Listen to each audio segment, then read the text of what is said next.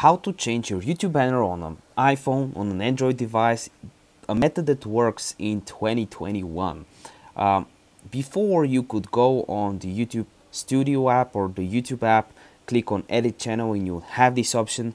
You no longer have it. So what you gotta do is go on Google Chrome or Safari and then go on youtube.com. But here you just have the mobile version, so it doesn't work. You gotta click the three dots, go down and click on Request Desktop Site. On an Android device it's the same thing, and then you click on your profile photo, click on your channel, and then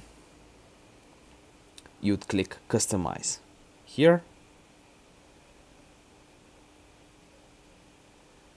click on Branding, and here it is, banner image. Click Change and you can change it. It's as simple as that. Give this video a like right now.